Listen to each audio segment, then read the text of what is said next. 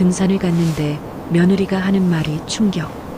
새벽 5시 산 입구에 서 있는 내 발끝에 이슬이 맺혔습니다. 차가운 아침 공기가 코끝을 스쳐 지나갔어요. 깊이 들이마신 숨에서 흙냄새와 소량이 섞여 올라왔죠. 이 냄새를 맡으면 늘 마음이 차분해졌는데 오늘만큼은 달랐어요. 가슴 한편이 답답하고 무거웠거든요. 30년 넘게 다닌 이 산길이지만 오늘만큼은 다리가 무거웠어요. 아니, 정확히 말하면 마음이 무거웠다고 해야겠네요. 며느리와 단둘이 오르는 산행은 정말 처음이었거든요. 평소 같으면 아들이 함께 했을 텐데 어제 저녁에 어머니, 죄송해요. 야근 때문에 못 갈 것 같아요라며 손사래를 쳤죠. 그때 며느리가 말했어요. 그럼 어머니랑 제가 단둘이 가요. 목소리는 밝았지만 뭔가 다른 게 있었어요. 평소보다 조금 더 또렷하고 조금 더 단단한 목소리였달까요? 마치 무언가 결심한 사람의 목소리 같았어요. 어머니, 천천히 가세요. 산길에 들어서자마자 며느리가 말했어요. 목소리는 여느 때와 다름없이 다정했습니다. 하지만 제가 느끼기에는 뭔가 달랐어요. 말끝에 묻어나는 조심스러움, 마치 깨지기 쉬운 유리를 다루듯 조심조심하는 느낌이었거든요. 괜찮다, 괜찮아. 나 아직 80도 안 됐는데 뭘. 농담을 던져봤지만 며느리는 그저 미소만 지었어요. 평소 같으면 어머니, 그래도 조심하세요라며 한마디 더 할 텐데 오늘은 조용했어요. 그 조용함이 오히려 더 신경 쓰였죠. 첫 번째 쉼터를 지나고 두 번째 오르막을 오르면서도 며느리는 계속 뒤에서 제 걸음을 맞춰 걸었어요. 평소보다 더 천천히, 더 조심스럽게 말이에요. 오늘 왜 이렇게 조용하니? 저는 뒤돌아보며 물었어요. 며느리는 잠깐 멈칫하더니 말했어요. 그냥 산이 좋아서요. 새소리도 들리고. 맞아요. 새소리가 들렸어요. 딱따구리가 나무를 쪼는 소리, 참새들이 지저귀는 소리, 까치가 우는 소리까지. 평소 같으면 이런 소리들을 들으며 며느리와 이런저런 이야기를 나눴을 텐데 오늘은 둘 다 말수가 적었어요. 산길 중간중간에 만나는 다른 등산객들이 인사를 건넸어요. 어머니, 며느님이랑 오셨네요? 보기 좋아요. 우리도 저렇게 사이좋게 지내야 하는데. 지나가는 분들의 부러워하는 목소리가 들렸어요.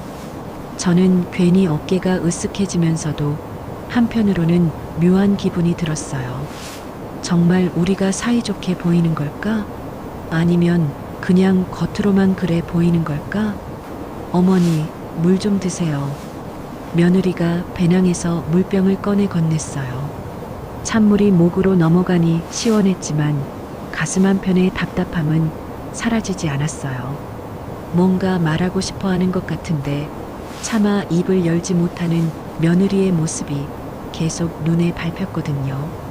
중턱 전망대에 다다랐을 때였습니다. 멀리 우리 동네 아파트들이 레고 블록처럼 아담하게 보였어요. 새벽 안개가 서서히 걷히면서 도시의 모습이 조금씩 선명해지고 있었죠. 아직 대부분의 사람들이 잠들어 있을 시간이라 창문에 불이 켜진 집은 몇 개 되지 않았어요. 저기 우리 집도 보이네요. 며느리가 손가락으로 가리키며 말했어요. 정말 보였어요. 우리가 사는 그 아파트 단지가 작은 성냥갑 같은 모습으로 말이에요. 그곳에서 매일 아침 밥을 짓고 빨래를 널고 며느리와 아들을 기다리며 지낸 제 일상이 떠올랐어요. 며느리가 갑자기 멈춰서더니 손에 쥔 물병을 꽉 움켜쥐었습니다. 그 순간 제 가슴에 이상한 떨림이 일었어요. 며느리의 어깨가 약간 떨리고 있었거든요. 춥지 않은 날씨인데도 말이에요. 무언가 말하려고 하는데 차마 입을 열지 못하는 그런 사람의 모습이었어요. 어머니, 며느리가 드디어 입을 열었어요. 하지만 그 한마디 뒤로는 한참 동안 침묵이 이어졌어요. 그 침묵이 제게는 영원처럼 느껴졌어요. 그 한마디에 담긴 무게감이 제 가슴을 눌렀어요. 마치 무거운 돌덩이가 가슴 위에 올라앉은 것 같았어요. 좋지 않은 예감은 언제나 정확하더라고요. 50년 넘게 살아오면서 터득한 건데 사람이 뭔가 안 좋은 소식을 전하려 할 때는 이런 분위기가 흘러요. 말하는 사람도 힘들고 듣는 사람은 더 힘들고 뭔가 할 말 있니? 제가 먼저 물었어요. 며느리는 고개를 끄덕였어요. 그리고 깊게 숨을 들이쉬더니 마치 물속에서 숨을 참다가 수면 위로 올라오는 사람처럼 간절하고도 절박한 표정으로 말했어요. 저희 분가하려고 해요. 순간 산 위의 바람이 멈춘 것 같았습니다. 아니, 정말로 바람이 멈춘 게 아니라 제가 아무것도 들을 수 없었던 거겠죠. 새소리도 등산객들의 웃음소리도 멀리서 들리던 차소리까지도 모두 사라졌어요. 오직 제 심장이 쿵쿵 뛰는 소리만 귓가에 울렸습니다. 분가, 분가라고? 그 말이 제 머릿속에서 맴돌았어요. 마치 메아리처럼 계속 울려 퍼졌어요. 분가, 분가, 분가. 왜? 갑자기 겨우 한마디를 내뱉었어요. 목소리가 평소보다 떨렸지만 최대한 침착하게 말하려고 노력했어요. 며느리 앞에서 당황한 모습을 보이고 싶지 않았거든요. 갑자기가 아니에요, 어머니. 며느리의 대답이 더 충격적이었어요. 갑자기가 아니라니? 그럼 언제부터 생각했다는 건가요? 얼마나 오래 고민했다는 건가요? 그리고 가능하면 빨리요. 마지막 한마디가 제 가슴에 돌덩이처럼 떨어졌습니다. 스르르, 조용히, 그러나 무겁게, 마치 호수에 돌을 던졌을 때처럼 처음에는 조용히 물 위에 떨어지지만 그 파장은 점점 크게 번져나가는 것처럼 말이에요. 제 마음에도 그런 파장이 일어나고 있었어요. 빨리라는 말이 특히 아팠어요. 급하다는 뜻이잖아요. 하루라도 빨리 저와 떨어져 살고 싶다는 뜻일까요? 제가 그렇게 부담스러웠나요? 제가 그렇게 불편했나요? 갑자기 다리에 힘이 빠지는 것 같았어요. 전망대 벤치에 주저앉고 싶었지만 그러면 며느리 앞에서 완전히 무너지는 모습을 보여주는 것 같아서 꾹 참았어요. 대신 난간을 꽉 잡았어요. 차가운 철제 난간이 제 손바닥에 와 닿았어요. 그 차갑고 단단한 느낌이 현실을 일깨워 주었어요. 이게 꿈이 아니라 정말 일어나고 있는 일이라는 걸 말이에요. 멀리 보이는 우리 집이 갑자기 아득하게 느껴졌어요. 어제까지만 해도 그곳은 우리 가족 모두의 보금자리였는데 이제는 저 혼자만의 공간이 될 것 같았어요.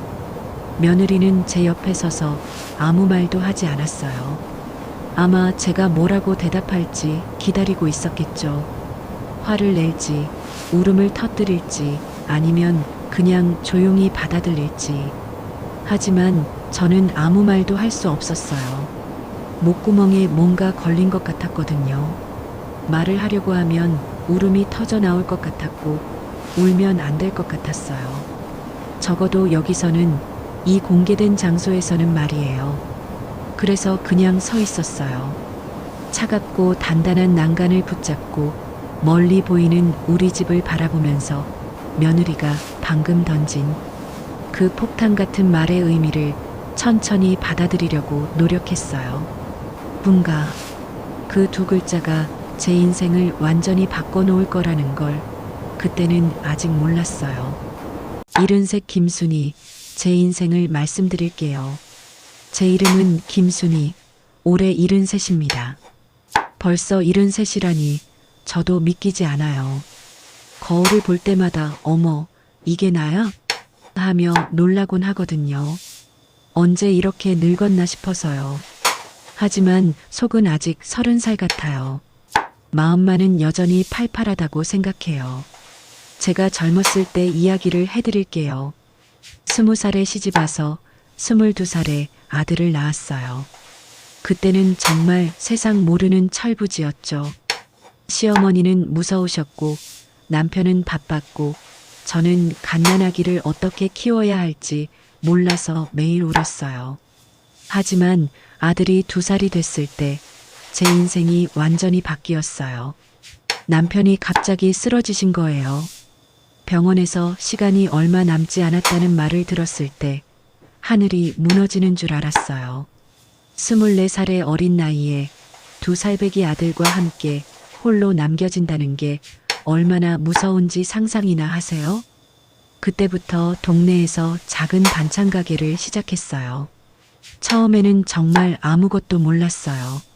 장사가 뭔지, 돈 계산이 어떻게 되는지, 손님을 어떻게 대해야 하는지, 모든 게 처음이었거든요. 하지만 해야 했어요. 아들을 키워야 했으니까요. 새벽 4시에 일어나 밑반찬을 만들고 밤늦게까지 가게를 지켰죠. 콩나물 한 포기, 시금치 한 단을 팔아도 기뻤어요. 그 작은 돈이 아들의 분유값이 되고 기저귀 값이 됐거든요.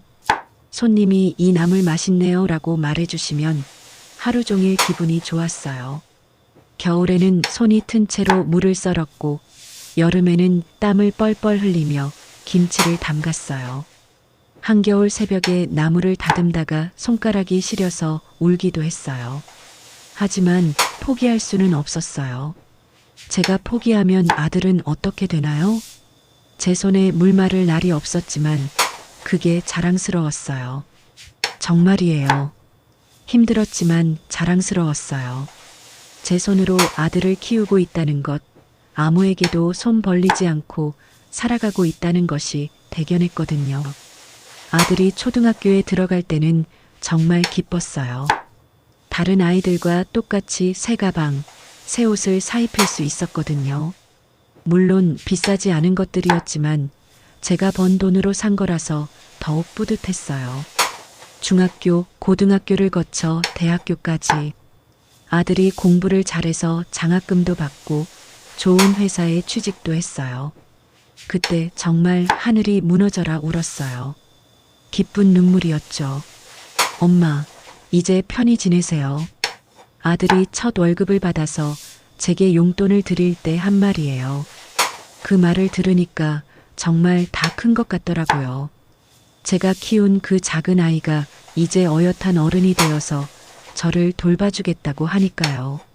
그런데 그 기쁨도 잠시 아들이 결혼한다고 했을 때는 마음이 복잡했습니다. 기쁜 마음 반, 걱정 반이었어요. 기쁜 마음은 당연하죠.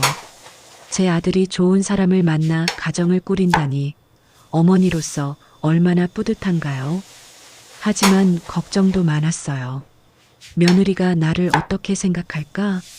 이 생각이 밤마다 저를 괴롭혔어요. 저는 고등학교도 제대로 못 나온 사람이에요. 평생 반찬 가게나 하며 살았고 교양이라고는 없어요. 며느리는 대학도 나오고 직장도 다니는 요즘 젊은 여자인데 저 같은 시어머니를 어떻게 생각할까요? 혹시 내가 부담스럽지는 않을까? 이 걱정도 컸어요. 요즘 젊은 사람들은 자유롭게 살고 싶어 한다는데 시어머니가 같은 집에 산다면 불편하지 않을까요? 제가 뭘 해도 간섭으로 느끼지 않을까요? 하지만 이런 걱정들을 입 밖으로는 내지 않았죠. 아들 앞에서 걱정스러운 모습을 보이고 싶지 않았어요. 엄마, 괜찮아요. 우리 다 잘 살 수 있어요 라고 말하는 아들을 믿고 싶었고요. 결혼식 날 며느리를 처음 봤을 때의 기억이 아직도 생생해요. 정말 예쁘고 똑똑해 보이는 아가씨더라고요. 어머니, 잘 부탁드려요라고 인사할 때 목소리도 다정했어요. 아, 우리 아들이 좋은 사람을 만났구나. 그 순간 정말 안심이 됐어요. 저는 며느리를 친딸처럼 대하려고 애썼어요. 정말 애썼어요. 며느리가 어떤 음식을 좋아하는지 알아보려고 했고 어떤 말을 하면 기뻐하는지도 관찰했어요. 제철 나물이 나오면 가장 먼저 며느리 생각이 났어요. 며느리가 이거 좋아할 것 같은데? 냉이나물이 나오면 며느리 몫을 따로 챙겨두고 고사리나물을 무치면 며느리 그릇에 제일 좋은 걸로 담아줬어요. 맛있는 반찬을 만들면 제일 먼저 며느리에게 맛보라고 했고요. 저에게 사랑 표현은 늘 해주는 것이었거든요.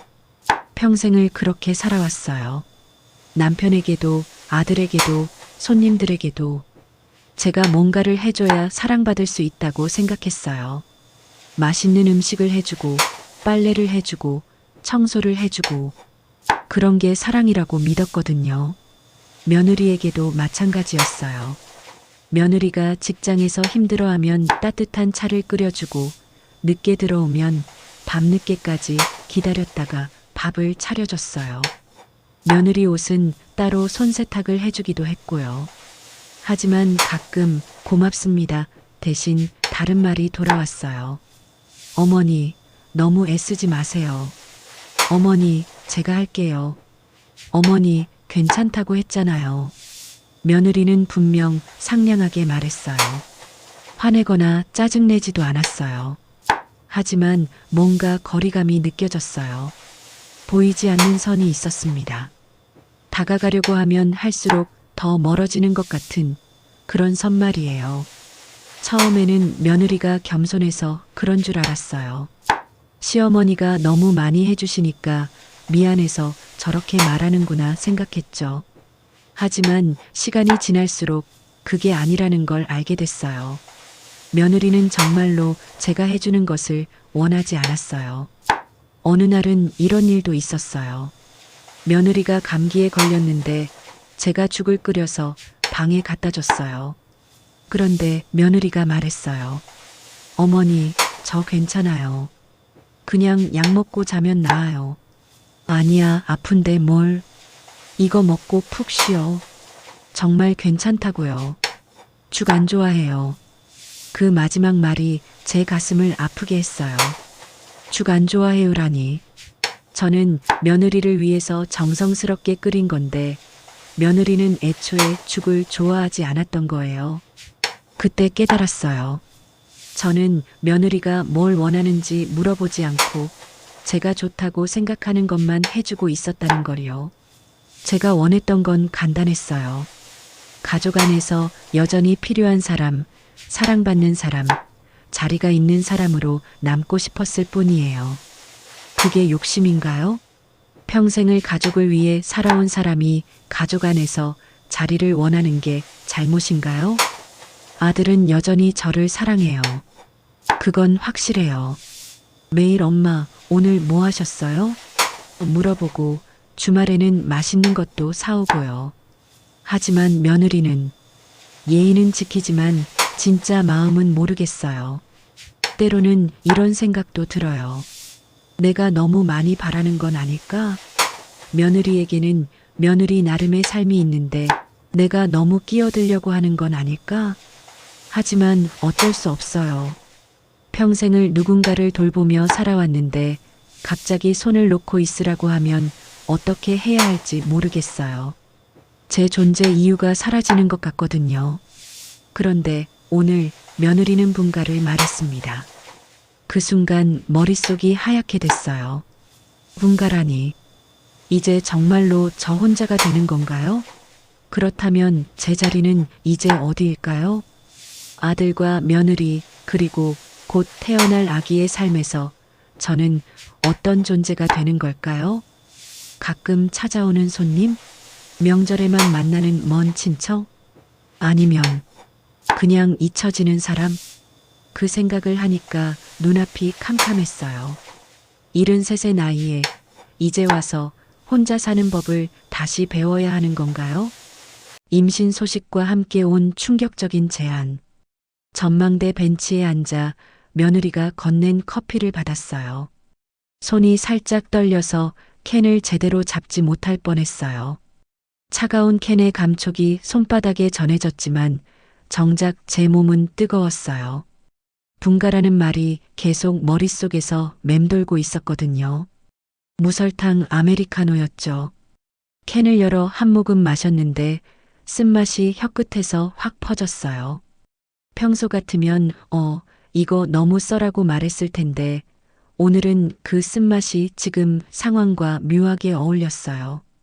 달지 않은 커피처럼 오늘의 대화도 씁쓸했어요. 며느리도 벤치에 앉았어요. 우리 사이에는 한 뼘 정도의 거리가 있었죠. 평소 같으면 더 가까이 앉았을 텐데 오늘은 왜인지 며느리가 조금 떨어져 앉더라고요. 그 작은 거리감이 제 마음을 더 불안하게 만들었어요. 왜? 갑자기? 최대한 평정심을 유지하려 했지만 목소리가 떨렸어요. 제가 듣기에도 제 목소리가 평소와 달랐어요. 떨리고 작고 불안했어요. 마치 벼랑 끝에서 균형을 잡으려고 애쓰는 사람의 목소리 같았달까요? 며느리는 잠시 말을 하지 않았어요. 커피캔을 두 손으로 감싸 쥐고 있더라고요. 마치 그 따뜻함으로 용기를 얻으려는 것처럼 말이에요. 그 모습을 보니 며느리도 이 대화가 쉽지 않다는 걸 알 수 있었어요. 갑자기가 아니에요. 며느리가 숨을 깊이 들이쉬며 말했어요. 그 한마디에 담긴 무게가 느껴졌어요. 준비된 대답이었어요. 오래 생각해서 나온 말이었어요. 사실은 오래 고민했어요. 오래라는 말이 또 한 번 저를 흔들었어요. 언제부터? 얼마나 오래? 한 달? 두 달? 아니면 더 오래? 며느리가 저와 함께 있으면서 웃으면서 어머니 맛있어요 라고 말하면서도 속으로는 분가를 고민하고 있었다는 뜻인가요? 저도 모르게 주먹을 쥐었다 폈다 했어요. 손가락이 뻣뻣했어요. 긴장하면 늘 이런 증상이 나타나는데 오늘따라 유독 심했어요. 밤늦게 돌아온 아들에게 따뜻한 미역국을 끓여주던 날들이 떠올랐어요. 아들아, 늦었는데 뭐라도 먹고 자야지. 괜찮아요, 엄마. 배불러요. 말도 안 돼. 이거라도 한 그릇 먹어.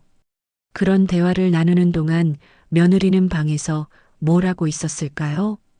혹시 그때도 언제쯤 분가하지? 하고 생각하고 있었을까요?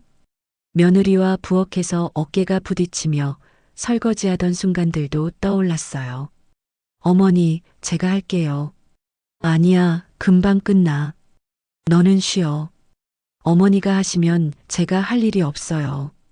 그때 며느리가 한 말이 이제야 이해가 됐어요. 제가 할 일이 없다는 게 단순히 설거지 이야기가 아니었나 봐요. 이 집에서, 이 가족 안에서 자신의 역할과 자리를 찾지 못하겠다는 뜻이었을지도 모르겠어요. 그 모든 게 오래된 고민 속에 묻혀 있었나 봐요. 제가 사랑이라고 생각하며 해온 모든 일들이 며느리에게는 부담이었고 고민거리였다니. 얼마나 답답했을까요? 얼마나 숨막혔을까요? 그동안 내가 모르고 있었구나. 제가 중얼거리듯 말했어요. 며느리가 깜짝 놀란 표정을 지었어요. 어머니, 그게 아니라. 아니야, 맞아. 나는 정말 몰랐어. 내가 그렇게 힘들어하는 줄. 며느리의 눈가가 조금 붉어졌어요. 그 모습을 보니 제 마음도 아팠어요. 며느리도 힘들었구나. 그동안 혼자 고민하느라 얼마나 힘들었을까. 어머니가 계셔서 든든했어요. 정말로요. 며느리가 급하게 말했어요. 제가 상처받을까봐 걱정하는 표정이었어요. 처음 결혼했을 때 아무것도 모르는 저를 많이 도와주셨잖아요. 요리하는 법, 집안일 하는 법, 시장 보는 법까지. 어머니가 안 계셨으면 어떻게 했을지 몰라요. 그래요, 맞아요. 저는 정말 많이 가르쳐 줬어요. 며느리가 감자 껍질도 제대로 못 깎을 때, 양파 써는 법도 모를 때, 제가 다 가르쳐 줬어요. 그때는 며느리가 정말 고마워했거든요. 그런데 또 나왔어요. 그런데라는 말이. 이 말은 언제나 반전의 문을 열어요. 지금까지의 모든 좋은 이야기를 뒤집어 놓는 마법의 단어 같아요. 며느리가 제 눈을 똑바로 보며 말했어요. 아기가 생겼어요. 순간 제 심장이 크게 뛰었어요. 쿵 하고 한번 크게 뛰더니 그 다음엔 너무 빨리 뛰기 시작했어요. 얼굴이 환해졌다가 곧바로 어두워졌죠. 기쁨이 먼저 솟구쳤어요. 우리 집에 아기가 정말요? 제가 할머니가 된다고요? 얼마나 기다렸는지 몰라요. 동네 할머니들이 손자, 손녀 자랑할 때마다 얼마나 부러웠는지. 정말이야? 제 목소리가 갑자기 높아졌어요. 기쁨에 들떠서요. 며느리가 고개를 끄덕였어요. 몇 주나 됐어? 이제 2달 좀 넘었어요. 2달.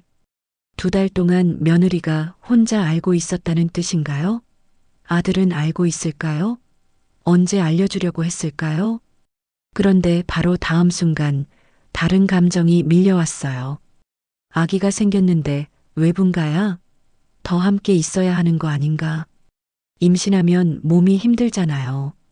입덧도 하고 몸도 무겁고 그럴 때 시어머니가 옆에서 도와줘야 하는 거 아닌가요?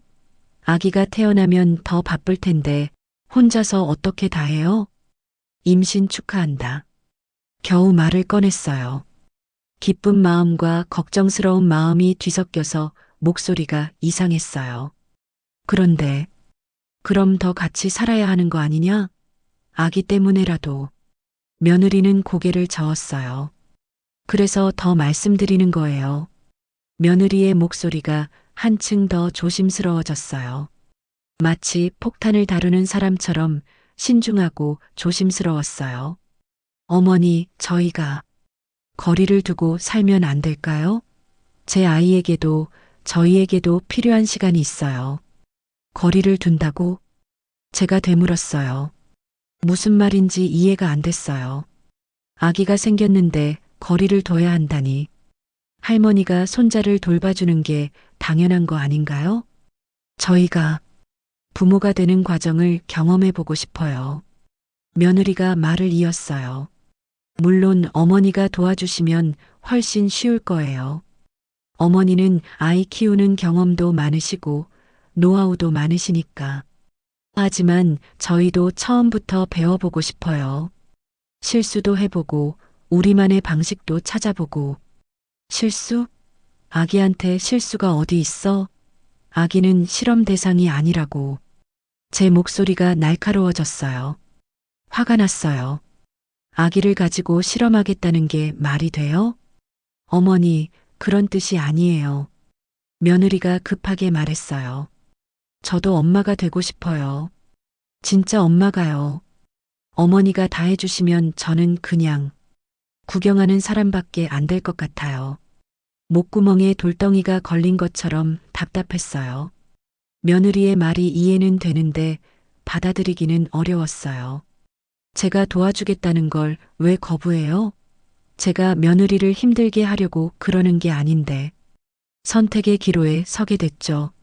며느리의 말을 거부할 것인가, 받아들일 것인가. 제가 평생 해온 방식을 고집할 것인가, 아니면 며느리가 원하는 방식을 인정할 것인가. 그럼 내가 뭘 해줄 수 있는데? 제가 작은 목소리로 물었어요.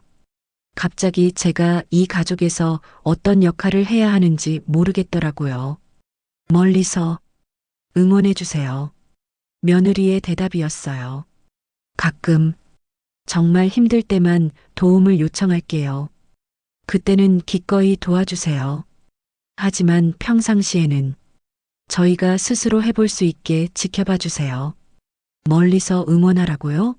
손자가 생기는데 멀리서 지켜보기만 하라고요? 눈앞이 캄캄했어요. 제가 그동안 꿈꿔왔던 할머니의 모습과는 너무 달랐거든요. 저는 손자, 손녀와 함께 놀아주고 맛있는 거 해주고 재워주고 그런 할머니가 되고 싶었는데 시간을 좀 줄 수 있을까? 제가 겨우 말했어요. 지금 당장 대답하기에는 너무 큰 문제였어요. 며느리가 고개를 끄덕였어요. 물론이에요, 어머니. 충분히 생각해 보세요. 하지만 며느리의 표정에서 이미 결정된 일이라는 걸 알 수 있었어요. 제가 뭐라고 하든 며느리와 아들은 분가할 거였어요. 문제는 제가 이 상황을 받아들일 수 있느냐는 거였죠. 사랑이 때로는 방해가 된다는 충격적인 깨달음. 저는 오랜 습관대로 가슴께 손을 올렸어요. 갑자기 추워진 것 같았거든요. 아니, 정확히는 가슴 안이 차가워졌어요. 마치 얼음물을 한 컵 마신 것처럼 속에서부터 오싹한 추위가 올라왔어요. 이럴 때면 늘 가슴을 감싸쥐곤 했어요. 어릴 때부터의 습관이었죠. 날씨는 따뜻했어요. 가을 산행하기 딱 좋은 날씨였는데 제 몸은 겨울 같았어요. 손끝이 차갑고 어깨가 움츠러들었어요. 잠깐만. 제가 손을 들며 말했어요. 너무 많은 이야기가 한꺼번에 쏟아져서 정리가 안 됐거든요. 임신, 분가, 거리두기. 이 모든 게 다 연결된 이야기라는 건 알겠는데 받아들이기엔 너무 갑작스러웠어요. 며느리는 조용히 기다려줬어요. 제가 말할 때까지 말이에요. 그 기다림이 고마우면서도 부담스러웠어요. 내가 뭘 그렇게 잘못했니? 드디어 제 입에서 나온 말이었어요. 질문이지만 사실은 하소연이었어요. 정말 모르겠어요. 제가 뭘 잘못했는지. 며느리를 사랑하고 돌봐주고 도와주려고 했는데 그게 잘못인가요? 며느리는 고개를 저었어요. 빠르게 단호하게. 잘못하신 게 아니에요, 어머니. 그 말은 다행이었어요. 적어도 제가 나쁜 시어머니는 아니라는 뜻이니까요. 그럼 뭐가 문제야? 제가 다시 물었어요. 잘못한 게 없다면서 왜 떨어져 살자고 하는 건지 이해가 안 됐거든요. 며느리가 한참 생각하더니 말했어요. 저는 경계가 필요해요. 경계? 생소한 말이었어요. 경계라니. 우리가 적군인가요? 왜 가족끼리 경계가 필요해요? 네. 제가 엄마가 되는 법을 배우는 시간, 남편이 아빠가 되는 법을 배우는 시간. 며느리가 천천히 조심스럽게 말을 이어갔어요. 그 사이에 어머니의 사랑이 너무 크면 오히려 저희가 배울 기회를 놓치게 돼요. 사랑이 크면 배우지 못한다? 씁쓸한 웃음이 나왔어요. 정말 이상한 말이에요. 사랑이 많으면 좋은 거 아닌가요?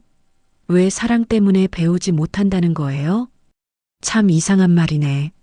사랑이 방해가 된다니. 제 목소리에 서운함이 묻어났어요. 평생을 사랑으로 살아왔는데 그 사랑이 방해물이라고 하니까 기가 막혔어요. 며느리가 제 표정을 보더니 급하게 말했어요. 어머니, 오해하지 마세요. 어머니 사랑이 싫다는 게 아니에요. 그럼 뭐야? 어머니의 그 큰 사랑이. 며느리가 잠시 말을 멈췄다가 이어갔어요. 뭔가 조심스러운 말을 하려는 것 같았어요. 때로는 제 선택을 작은 실수로 만들어요. 무슨 소리야? 제가 반사적으로 물었어요. 제가 며느리의 선택을 실수로 만든다고요? 언제요? 며느리가 구체적인 예를 들어줬어요. 저 혼자 아기 이유식을 실패해보고 밤에 깨워서 달래보고 그런 경험들을 제가 겪어야 성장할 수 있는데. 아, 이제 좀 이해가 됐어요. 며느리가 뭘 말하려는지. 어머니가 너무 완벽하게 도와주시면 저는 아무것도 배우지 못해요. 그 말이 제 가슴을 콕콕 찔렀어요. 맞아요. 저는 완벽하게 도와주고 싶었어요. 제 방식으로. 실수하지 않게, 힘들지 않게, 완벽하게. 아들을 키울 때도 그랬어요. 아들이 실패하는 걸 보고 있을 수 없어서 미리미리 다 해줬어요. 숙제도 챙겨주고, 준비물도 챙겨주고, 친구 관계도 신경 써줬어요. 며느리에게도 마찬가지였어요. 뜨거운 미역국으로 몸 보신하게 해주고, 따뜻한 손길로 위로해주고, 깔끔하게 정리된 집에서 편안하게 쉬게 해주고. 그게 다 제 사랑이었는데. 그런데 그 사랑이 누군가에겐 성장의 방해물이 될 수 있다니. 생각해보니 맞는 말이었어요. 제가 다 해주면 며느리가 배울 기회가 없죠. 이유식 만드는 법도, 아기 달래는 법도, 엄마가 되는 법도. 하지만 이해는 되는데 받아들이기는 어려웠어요. 그럼 실패하는 걸 그냥 지켜보고 있으라는 거야? 제가 물었어요. 손자가 배고파 우는데도, 며느리가 힘들어하는데도, 며느리가 고개를 끄덕였어요. 네. 저희가 스스로 해결할 수 있게 기다려주세요. 그게 쉬운 일인 줄 아니? 제 목소리가 높아졌어요. 화가 났어요. 아니, 정확히는 서러웠어요. 내가 왜 가만히 있겠어? 내 손자인데, 내 며느리인데, 힘든 걸 보고도 그냥 있으라고? 며느리가 제 손을 잡으려고 했는데 저는 손을 빼버렸어요. 지금은 위로받고 싶지 않았거든요. 그럼 왜 그동안은 말을 잇지 못했어요. 그동안 며느리가 고맙습니다라고 말했던 게 생각났거든요. 정말 고마워해서 그런 줄 알았는데 사실은 부담스러웠던 건가요?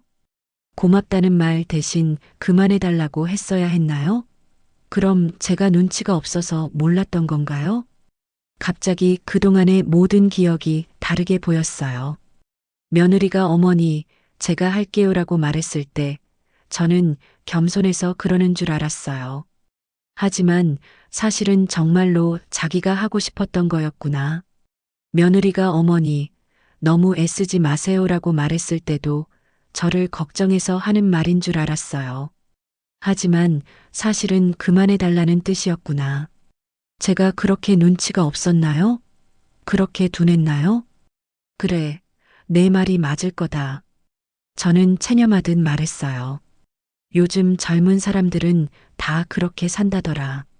부모 도움 안 받고 혼자서 다 하면서.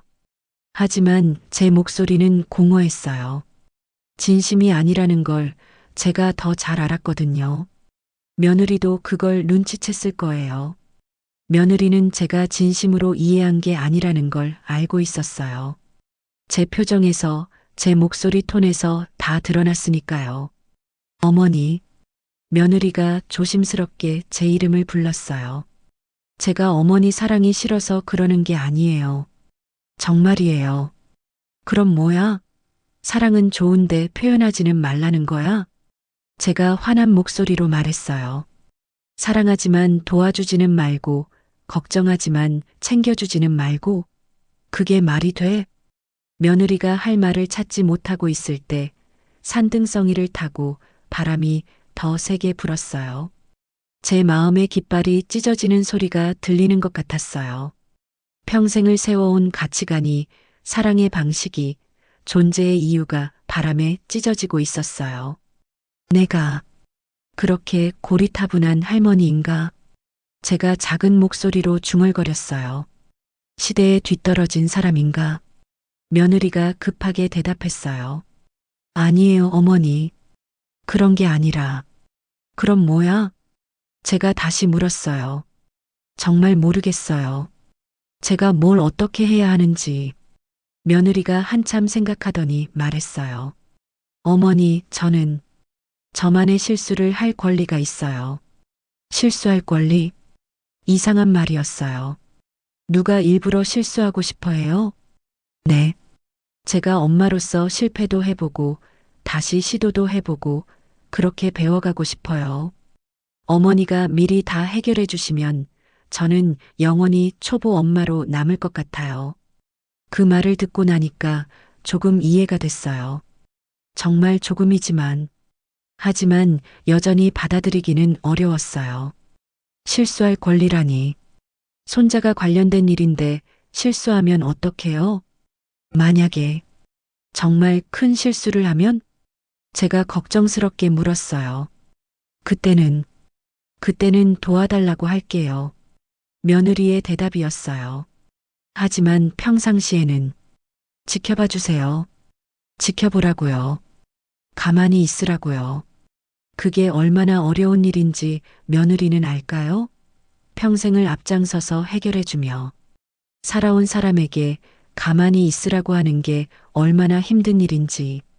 하지만 며느리의 눈빛이 간절했어요. 정말로 진심으로 그러고 싶어 하는 눈빛이었어요. 저는 더 이상 말할 수 없었어요. 뭐라고 말해야 할지 모르겠더라고요. 뜻밖의 만남과 며느리의 진심이 담긴 계획서. 정적을 깨고 뒤에서 등산복 차림의 여자가 나타났어요. 아이고, 누구세요? 밝은 목소리가 들리더니 익숙한 얼굴이 보였어요. 동네 산악회 박영자 씨였죠. 화려한 핑크색 등산복에 모자까지 완벽하게 갖춰 입고 있었어요. 어머, 순희 씨, 며느님이랑 오셨네요? 박 씨는 늘 말이 많은 분이에요. 그리고 목소리도 크고요. 산 전체에 울려 퍼질 정도로 말이에요. 보기 좋아라. 우리 동네에서 제일 화목한 고부지간이 아니겠어요? 저희는 어색하게 인사했어요. 박 씨가 나타나기 전까지는 무거운 분위기였는데 갑자기 이렇게 밝은 사람이 나타나니까 당황스러웠어요. 특히 며느리는 더 어색해 보였어요. 안녕하세요. 며느리가 작은 목소리로 인사했어요. 평소보다 훨씬 조용한 목소리였어요. 박 씨가 배낭에서 물병을 꺼내 저희에게 권했어요. 이거 이온 음료예요. 산에서 마시면 정말 좋아요. 드세요, 드세요. 며느리에게 환하게 웃으며 말했어요. 며느님, 결혼하고 얼마나 되셨어요? 이제 2년 좀 넘었어요. 아, 그럼 이제 적응 다 되셨겠네요. 처음에는 힘들었죠? 시어머니랑 같이 사는 게. 갑작스러운 질문에 며느리가 당황하는 게 보였어요. 뭐라고 대답해야 할지 모르는 표정이었어요. 그런데 우리 며느리는 멀리 살아요. 박 씨가 갑자기 자기 이야기를 시작했어요. 부산에 살거든요. 각자 사니까 서로 덜 상처 주고 더 보고 싶더라고요. 그 말을 들으니 이상한 기분이 들었어요. 마치 지금 저희 상황과 똑같은 이야기 같아서요. 처음에는 서운했어요. 왜 멀리 가려고 하나 싶어서. 그런데 지금 생각해 보니까 잘한 것 같아요. 박 씨가 제 어깨를 톡 치며 말했어요. 순희 씨, 나도 외로워서 며칠 같이 살아봤는데 그때 깨달았어요. 뭐요? 제가 물었어요. 내가 왜 이렇게 예민해졌나 싶더라고요.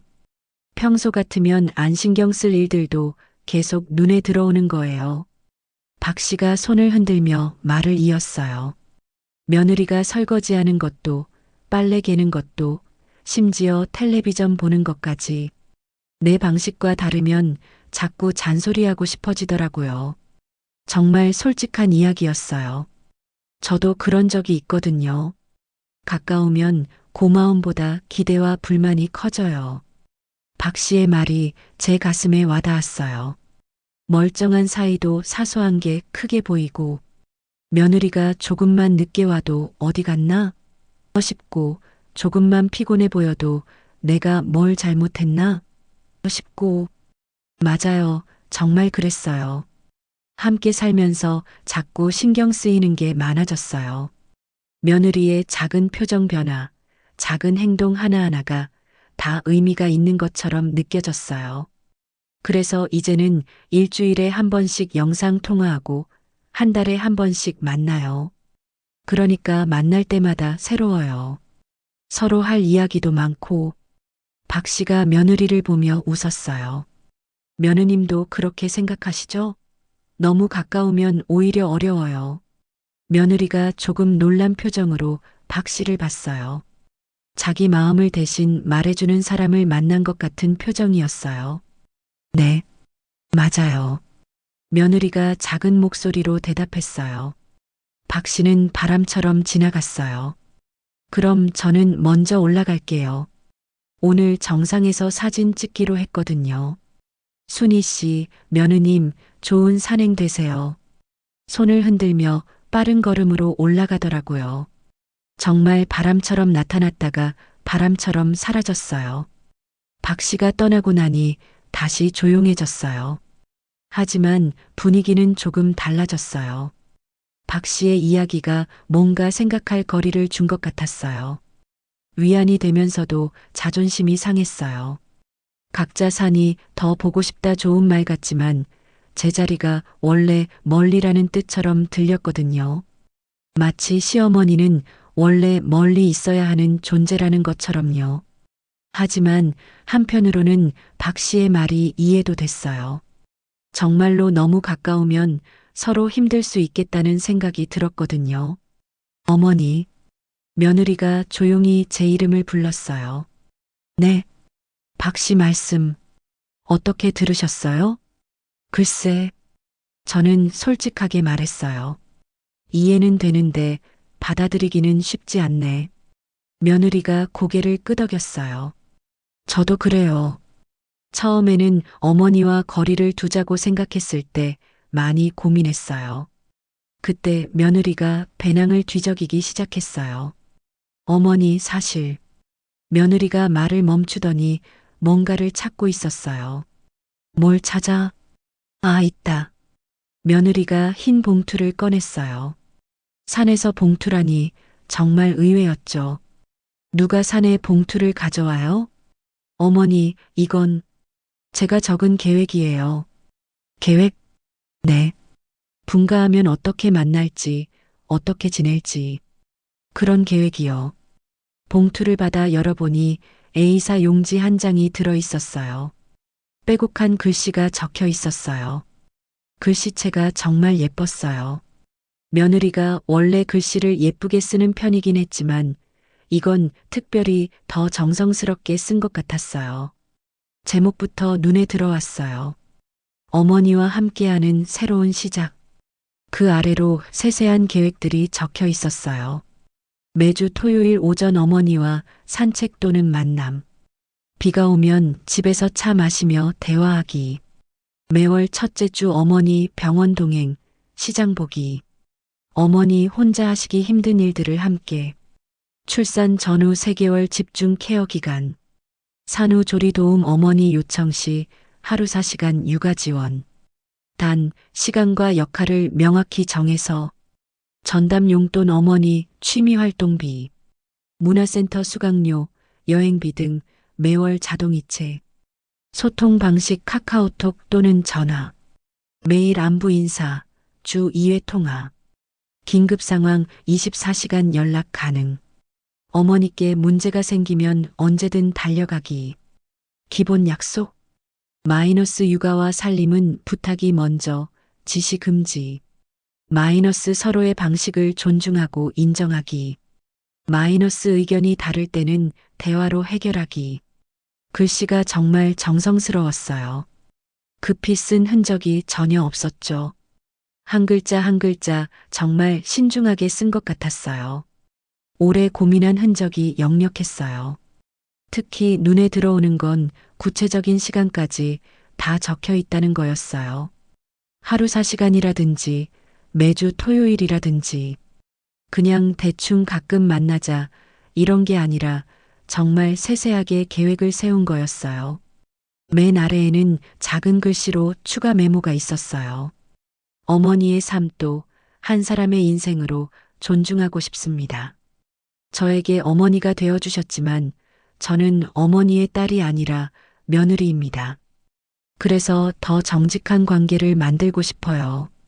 서로 눈치 보지 않고 서로 부담 주지 않는 그런 건강한 관계 말이에요. 그 글을 읽는 순간 가슴이 뭉클했어요.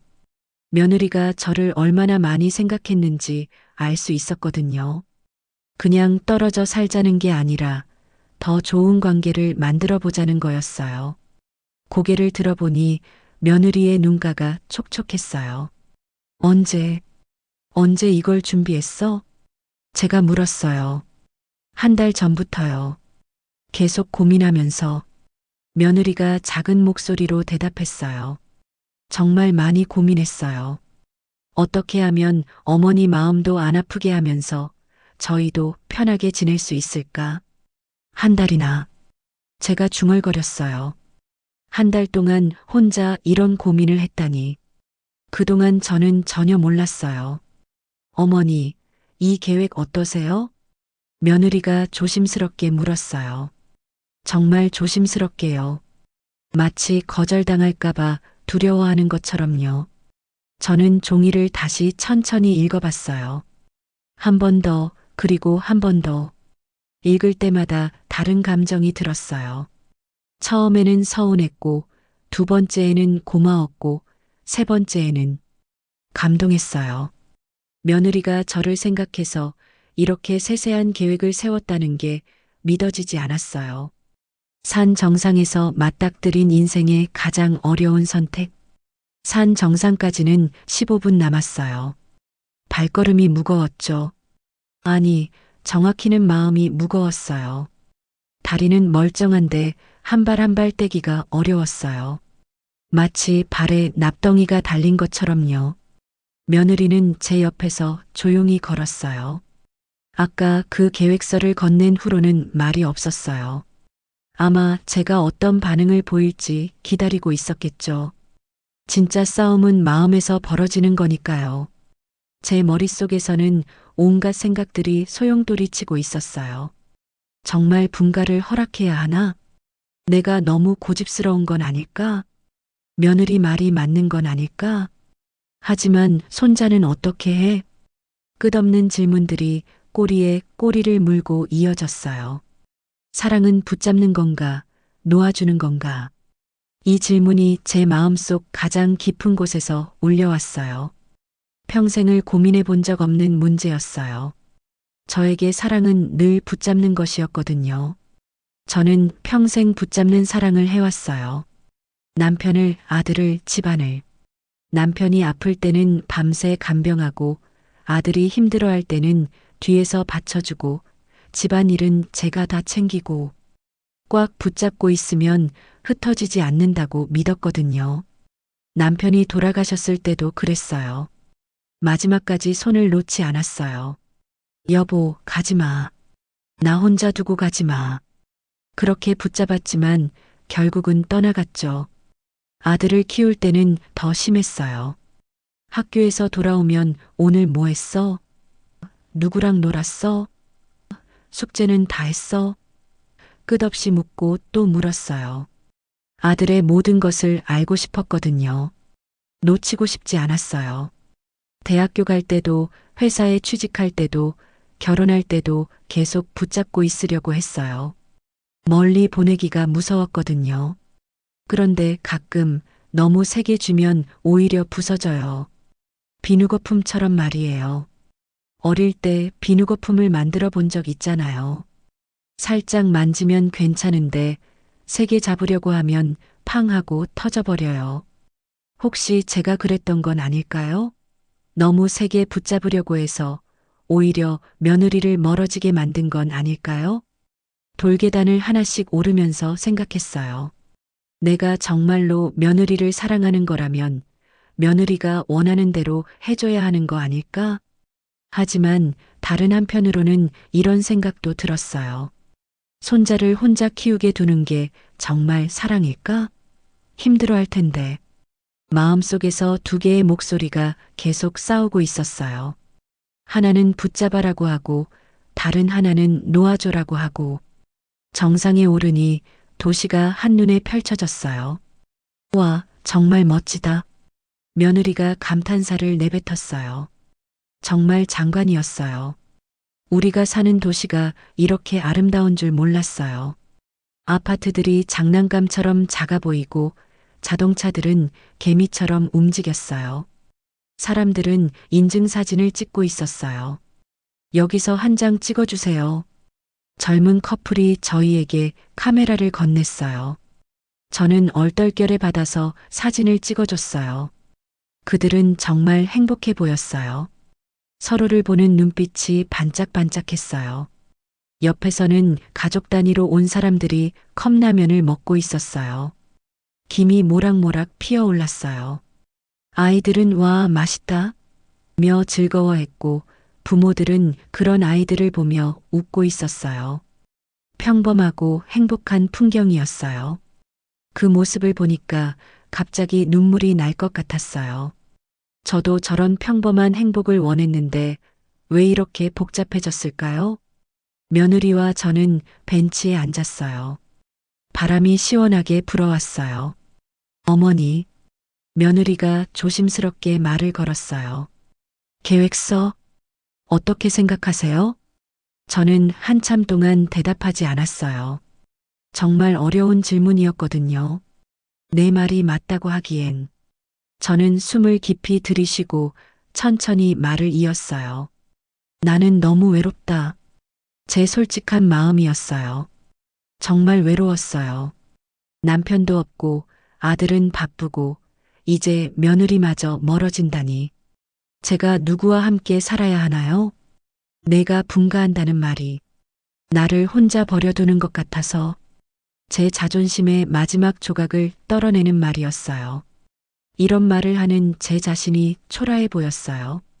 73의 할머니가 며느리에게 외롭다고 하소연하는 게 얼마나 볼품없는 모습인가요? 하지만 산 위에선 내려놓을수록 가벼워지잖아요. 자존심도 체면도 다 내려놓으니까 마음이 조금 편해졌어요. 며느리가 제 손을 잡았어요. 따뜻했어요.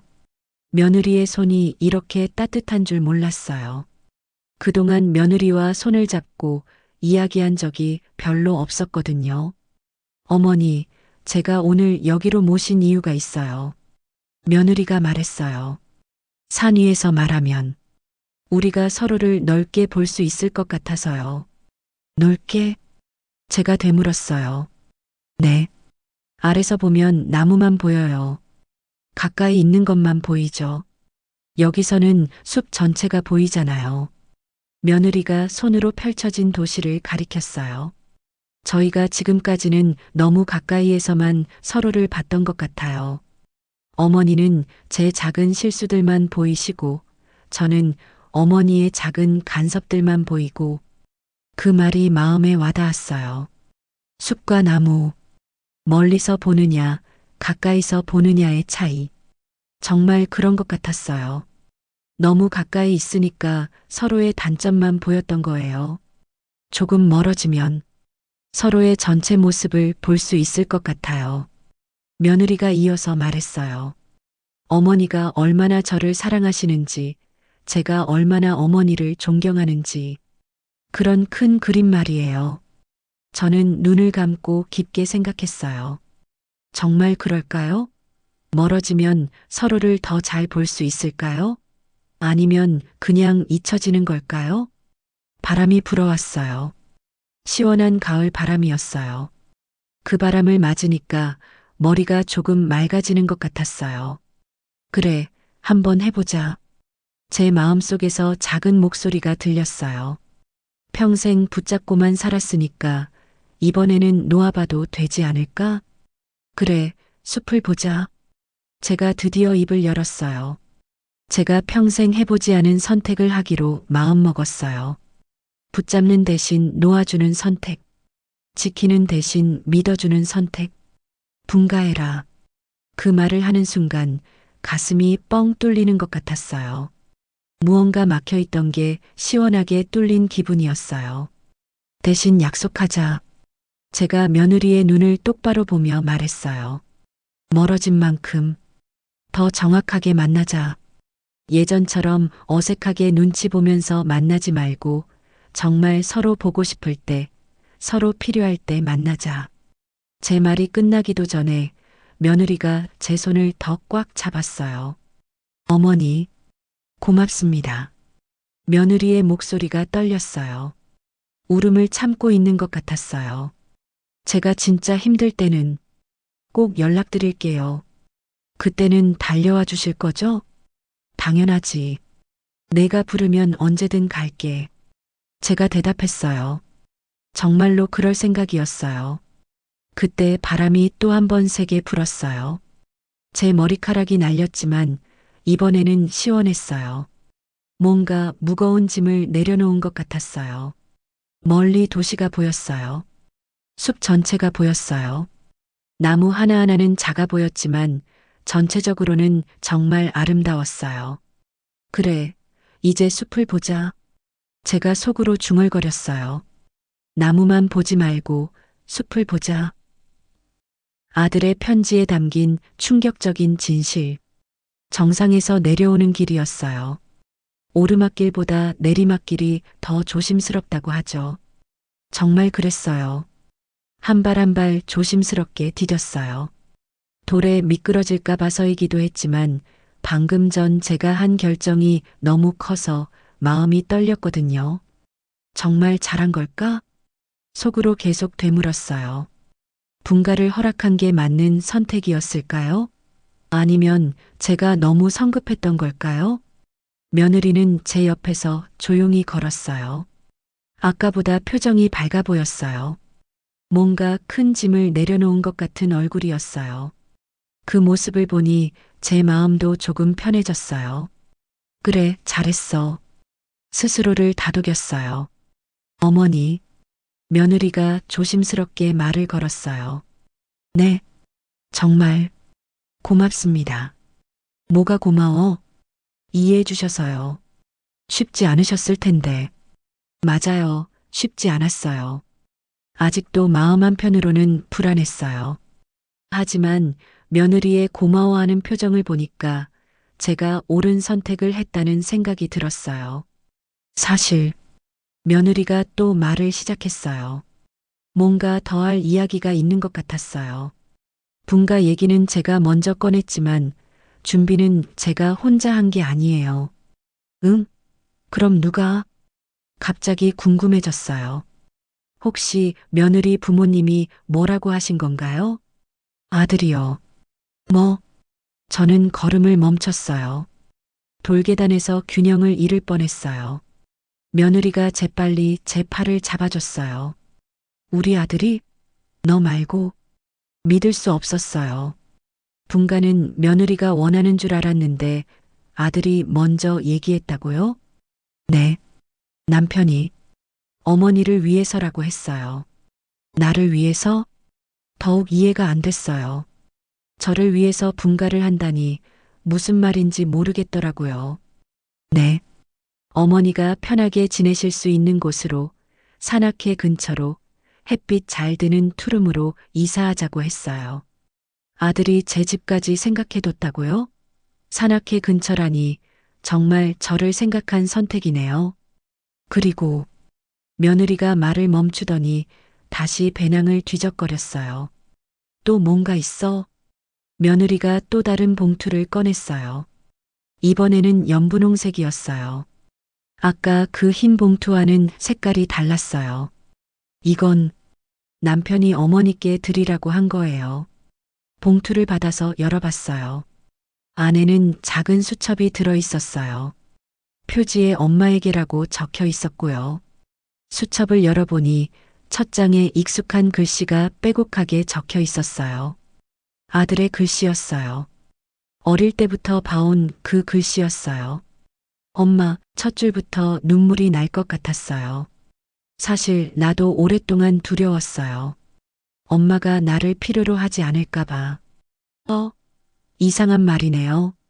제가 아들을 필요로 하지 않을까봐 두려웠다고요? 반대 아닌가요? 집에 들어오면 밥 있고 빨래 개어져 있고 모든 게 이미 되어 있더라고요. 맞아요. 저는 항상 미리 준비해뒀어요. 아들이 힘들지 않게 편하게 지낼 수 있도록. 너무 고마운데 내가 할 일이 없다는 생각도 들었어요. 할 일이 없다고요? 아들이? 엄마가 없으면 내가 더 열심히 할 것 같았어요. 이기적이었죠. 아들이 이런 생각을 하고 있었다니. 저는 전혀 몰랐어요. 그런데 곰곰 생각해 보니 엄마가 돌봄이라는 일을 직업처럼 해오신 거더라고요. 돌봄을 직업이라고 표현하다니. 그런 생각은 해본 적이 없었어요. 그건 엄마의 노동이고 인생이에요. 제 인생이 노동이었다고요? 그런데 이상하게 그 말이 맞는 것 같기도 했어요. 정말 평생을 일하듯 살았거든요.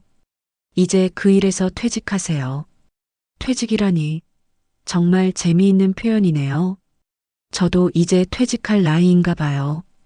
퇴직금은 제가 드릴게요. 적금 통장 동봉.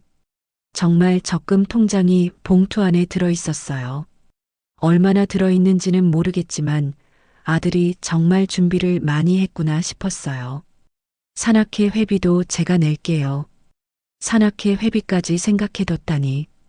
정말 세심한 아들이에요. 이제 밥은 제가 엄마께 사드릴게요. 이 문장에서 눈물이 핑 돌았어요. 지금까지는 제가 아들 밥을 챙겨줬는데 이제는 아들이 제 밥을 사준다고 하네요. 사랑해요. 마지막 세 글자가 가장 따뜻했어요. 아들의 글씨가 군데군데 흔들려 있었어요. 감정이 복받쳐서 그랬나 봐요.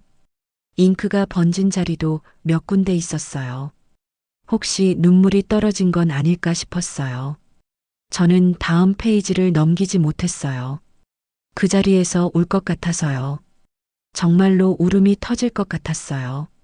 어머니, 괜찮으세요? 며느리가 걱정스럽게 물었어요. 괜찮아, 괜찮아.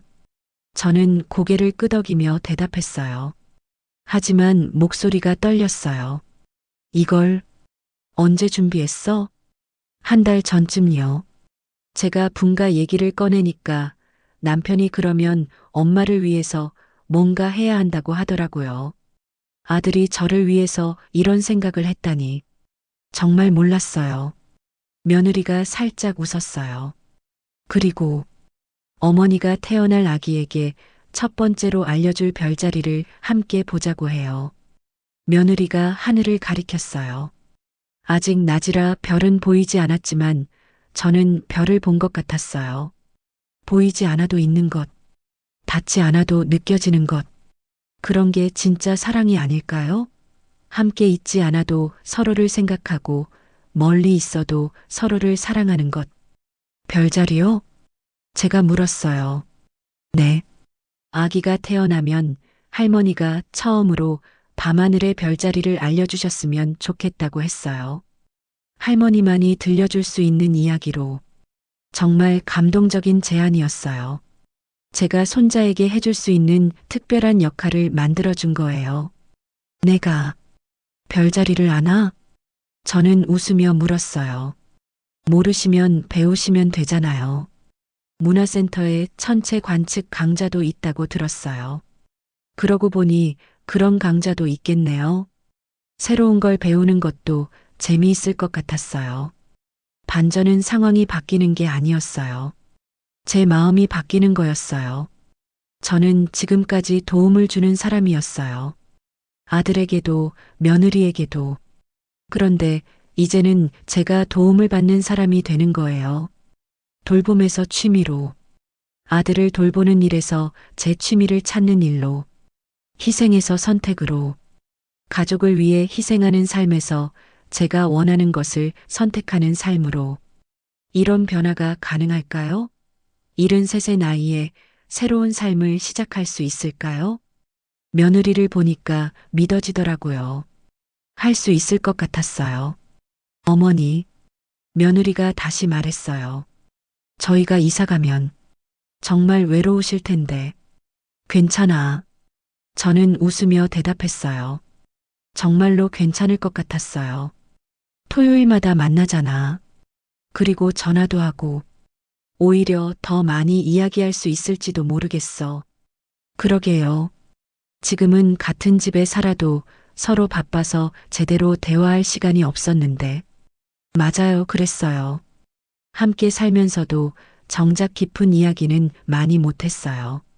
앞으로는 만날 때마다 할 이야기가 많을 것 같아요. 며느리가 밝게 웃었어요. 그때 바람이 불어왔어요. 시원한 바람이었어요. 그 바람을 맞으니까 정말로 새로운 시작이라는 느낌이 들었어요. 아들의 편지를 다시 한번 보았어요. 퇴직이라는 단어가 눈에 들어왔어요. 정말로 저도 이제 퇴직할 때가 된 것 같았어요. 돌봄이라는 직업에서, 그리고 새로운 인생을 시작하는 거예요. 할머니라는 새로운 직업으로, 새로운 시작을 향한 첫걸음. 하산길은 올라갈 때보다 짧았지만 더 많은 이야기를 나눴어요. 이상한 일이었어요. 올라갈 때는 그렇게 말이 없었는데 내려올 때는 대화가 끊이지 않았거든요. 마치 무언가 막혀 있던 것이 뚫린 것 같았어요. 어머니, 며느리가 먼저 말을 꺼냈어요. 사실, 저도 정말 두려웠어요. 뭐가? 어머니가 상처받으실까 봐요. 며느리의 목소리가 작아졌어요. 분가 얘기를 꺼내면 어머니가 저를 미워하실까 봐, 차갑다고 생각하실까 봐, 미워할 리가 있나? 제가 웃으며 말했어요. 정말로 그랬어요. 지금은 전혀 미워하지 않았어요. 처음에는 섭섭했지. 그리고 무서웠어. 제가 솔직하게 말했어요. 내가 쓸모 없어지는 것 같아서 저도 제 두려움을 털어놓았어요. 버려질까봐, 쓸모 없어질까봐 하는 그 두려움을요. 어머니가 쓸모 없으시다니요. 며느리가 놀란 표정으로 말했어요. 어머니는 저희에게 너무 소중한 분이에요. 다만 저희가 어머니께 의존하는 방식을 바꾸고 싶었던 거예요. 의존하는 방식을 바꾼다는 말이 인상적이었어요. 관계를 끊는 게 아니라 방식을 바꾸는 거였구나. 예전에는 어머니가 모든 걸 해주셔서 저희가 어린아이 같았어요. 이제는 어른끼리의 관계를 만들고 싶어요. 며느리의 말이 점점 이해되기 시작했어요. 돌계단을 조심스럽게 내려가면서 계속 이야기를 나눴어요. 며느리는 결혼 초기의 어려움에 대해서도 털어놨어요. 처음에는 어머니가 너무 완벽하셔서 위축됐어요. 완벽하다니 뭐가? 모든 걸 다 아시고 다 잘하시니까. 저는 아무것도 모르는 것 같았어요. 그랬구나. 저는 도와주려고 했는데 며느리에게는 부담이었구나. 그래서 더 배우고 싶었어요. 어머니만큼 잘하고 싶었어요. 며느리의 말을 들으니까 마음이 뿌듯했어요. 저를 본받고 싶어 했다니. 하지만 어머니가 옆에 계시면 제가 실수할 때마다 부끄러웠어요. 아, 어머니가 보시는데 이렇게 못해서 어떡하지 하면서요. 아, 그런 마음이었구나. 저는 전혀 몰랐어요. 이제는 실수해도 괜찮다고 생각해요. 어머니가 지켜보시지만 평가하시는 게 아니라 응원해 주신다는 걸 알거든요. 정말 그래요. 저는 평가하려는 게 아니었어요. 응원하고 싶었을 뿐이에요. 중간 휴게소에서 잠깐 쉬었어요. 물을 마시면서 바라본 경치가 정말 아름다웠어요. 올라갈 때는 몰랐는데 내려다보는 경치가 이렇게 좋을 줄이야. 어머니, 아기가 태어나면 정말 많이 도와달라고 할 거예요. 며느리가 말했어요. 그때는 진짜 어머니가 필요할 거예요. 모르는 게 너무 많을 테니까. 그럼 언제든 불러. 달려갈게. 제가 대답했어요. 정말로 그럴 작정이었어요. 하지만 평상시에는 저희끼리 해보려고 해요. 그래야 진짜 부모가 되는 것 같아서요. 이제는 그 말이 이해됐어요. 평상시에는 스스로 하되 정말 필요할 때는 도움을 받는다. 그게 건강한 관계인 것 같았어요. 계속 내려가면서 구체적인 계획도 이야기했어요. 토요일 산책은 정말 매주 할 수 있을까요? 며느리가 걱정스럽게 물었어요. 물론이지. 나야 시간 많으니까. 비가 와도요? 그럼 집에서 차나 마시지 뭐. 그것도 좋잖아. 며느리가 환하게 웃었어요. 그리고 병원 갈 때도 함께 가주시면 정말 좋겠어요. 혼자 가면 무서워요. 당연히 같이 가야지. 그런 건 가족이 함께 해야 하는 거야. 이런 대화를 나누다 보니까 분가를 한다고 해서 관계가 끊어지는 게 아니라는 걸 확실히 알 수 있었어요. 오히려 더 명확하고 건강한 관계가 되는 것 같았어요. 산 아래 버스 정류장에 도착했을 때 햇살이 완전히 깨어나 있었어요. 아침에 올라갈 때와는 완전히 다른 기분이었어요. 그때는 무겁고 어둡고 불안했는데 지금은 밝고 가볍고 희망적이었어요. 어머니, 며느리가 제 손에 작은 카드를 쥐어줬어요. 이게 뭐야? 카드를 보니 문화센터 수강 신청서였어요. 바리스타 과정이라고 적혀 있었어요. 아들과 함께 골랐어요. 어머니가 커피 좋아하시니까 직접 내려드시면 어떨까 해서요. 바리스타라니, 73세 바리스타를 배운다고요? 내가 이런 걸 할 수 있을까? 물론이죠. 어머니만큼 정성스럽게 뭔가를 만드는 분이 어디 있어요. 며느리의 말에 용기가 났어요. 정말 해볼 만할 것 같았어요. 어머니, 토요일 산책하고 내려와서 어머니가 직접 내린 커피도 마시고 싶어요. 상상해보니 정말 좋았어요. 제가 직접 내린 커피를 며느리와 함께 마시는 모습 말이에요. 고개를 끄덕이며 웃었어요. 아주 오랜만에 저만을 위한 일이 눈앞에 놓인 기분이었어요. 지금까지는 늘 누군가를 위한 일만 했었는데 이제는 저를 위한 일을 할 수 있겠어요. 누군가의 밥을 짓는 대신 제 커피를 위해 원두를 갈고 누군가의 입맛에 맞추는 대신 제 취향을 찾아가는 일. 거기서 시작되는 작은 독립. 버스를 기다리면서 며느리와 더 이야기했어요.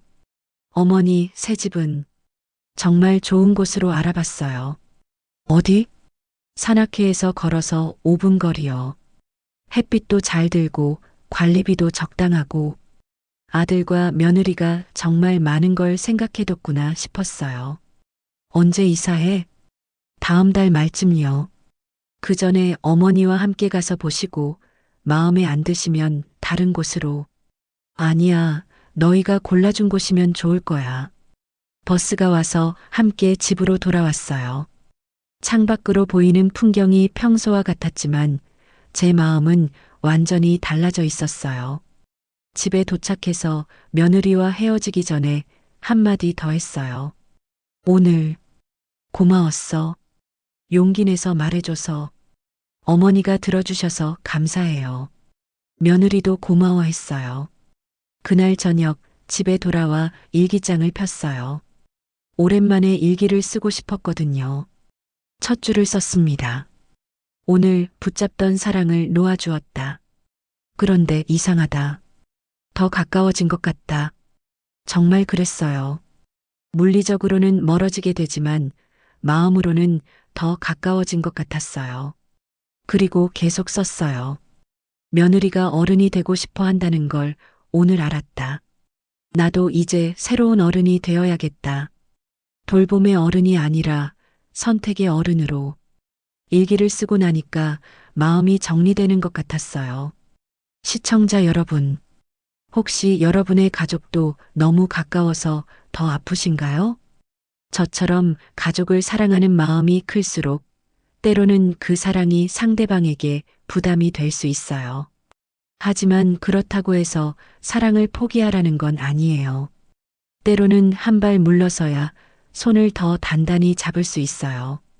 사랑은 붙잡는 힘이 아니라 거리를 재는 지혜로 오래갑니다. 멀어지는 게 아니라 정확히 만나는 법을 배우는 거니까요. 저도 이제 배우고 있어요. 73세 나이에 새로운 사랑의 방법을 말이에요. 쉽지 않지만 며느리와 아들이 도와주고 있어서 할 수 있을 것 같아요. 오늘 이야기가 마음에 닿았다면 구독과 좋아요, 알림 설정 꼭 부탁드려요. 여러분의 응원이 제게 큰 힘이 됩니다. 다음 영상에서는 각자 살아 더 보고 싶은 사이가 되는 법을 자세히 다룰 예정이에요. 주 1의 만남이 주는 소중함, 갈등을 줄이는 건강한 경계 설정법, 그리고 지시 대신 부탁으로 바꾸는 대화의 기술까지 실생활에 바로 써먹을 수 있는 구체적이고 실용적인 방법들을 상세히 나눌 예정입니다. 또한 제가 직접 경험해 볼 바리스타 과정 후기나 새로운 집에서의 생활 이야기도 들려드릴게요. 73세 시작하는 새로운 도전이 어떤 건지 솔직하게 공유해 드리겠습니다. 그날 산 위에서 불어온 바람이 이렇게 속삭였어요. 나무에 너무 가까이 서면 숲이 보이지 않는다. 이제 저는 숲을 봅니다. 그 숲에는 제 아들과 며느리, 곧 태어날 아기, 그리고 새로운 시작을 맞는 제 인생이 나란히 서 있어요. 각자의 자리에서 각자의 속도로 하지만 함께 자라나가는 아름다운 숲말이에요. 여러분도 오늘부터 숲을 보시기 바랍니다. 나무 하나하나도 소중하지만 숲 전체의 아름다움을 놓치지 마세요. 때로는 한 발 뒤로 물러서야 그 전체의 아름다움이 보인답니다. 다음에 또 만나요. 건강하시고 행복하세요.